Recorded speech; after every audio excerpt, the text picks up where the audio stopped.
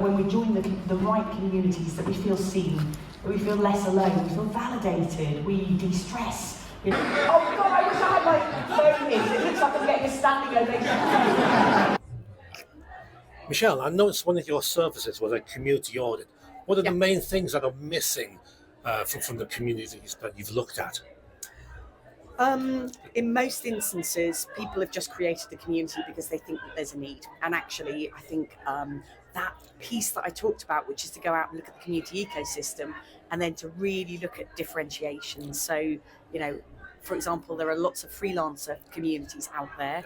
I know because I've worked with one of the freelancer communities, but what differentiates you? So people often just don't go out and do enough of that research in order to be able to establish community market fit, but also which audiences should I be going for, which kind of area of freelancing, which roles, new to freelancing or established and trying to scale. Or the bit that people miss is getting it right on paper. They really, really do. It's really exciting to be here and really wonderful to be here. And what I want to try and do today, I think, is offer a bit of a step back and a bit of a deep breath and go, where are we in this moment in time in the world? Because it's not a wonderful, joyful, easy, kind of happy music moment. And I think it's important to acknowledge that. But it is one in which doing meaningful work, building community, finding one another is incredibly important. In such a divisive world today, on the opening page of your book, it says, "There is still hope. The future is up for grabs." How do you feel about that now, given the past couple of years? I think that we are now in it. Like, we're in the time when we know that ecological political upheaval is like programmed in, and we're going to live through some very messy, dangerous, difficult times, and there's no point pretending otherwise. And I don't think that there is any more a kind of hope that we can have a tidy, smooth future. But what I do think we can hope for is that in the messiness, we can create a great deal of beauty.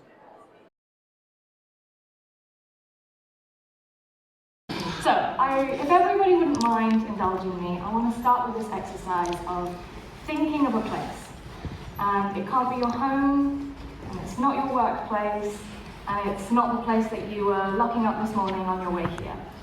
I want you to think of somewhere where you truly feel like yourself and the best version of you and who you can really be yourself.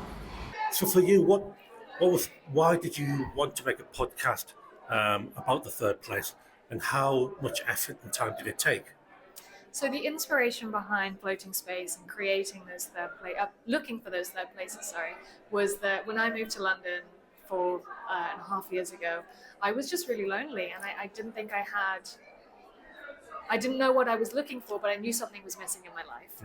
And so after kind of thinking about it and trying to go to places or like one-off events, I discovered this theory of the third place, and it was that, okay, well, you need 3 places in your life. One is your home, okay, that's my first place. One is your workplace, that's my second place. And then I need somewhere in between where I can just be myself, I can show up, I can meet all different kinds of people.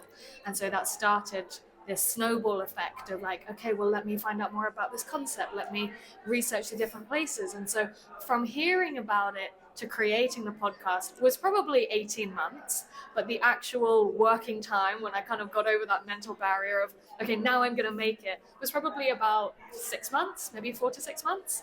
We're going to welcome to the stage family favourite who takes the worst spot after lunch.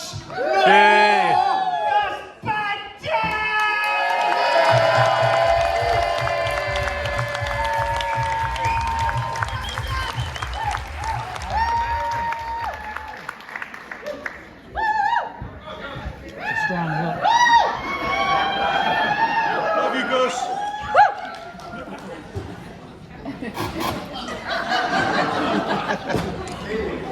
the goal with a lot of businesses, right, is to grow it to the point where you can sell it to somebody else. Now, I'm not stupid. I understand that the whole may not work without me. So for me, it was, I wanted to create a community where I can run it in a way that suits my life as a solo parent. So I'm traveling on my own terms. I'm able to take them to a theme park and catch up with things on my phone when we're in a queue, or you know, we can go on holiday and I can take my laptop. So I'm still able to create the lifestyle that I want while running a business that I actually love and enjoy.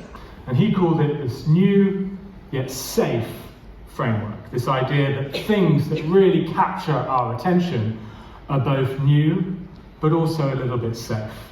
And that young director I spoke to you about earlier with his debut film, THX 1138, he read this book and he applied these principles in New and Safe to his next work. And some of you in the room might have heard of it. It is, oh yeah, that's it, Star Wars. I can't see that without going, dun-dun! Jackie Goddard!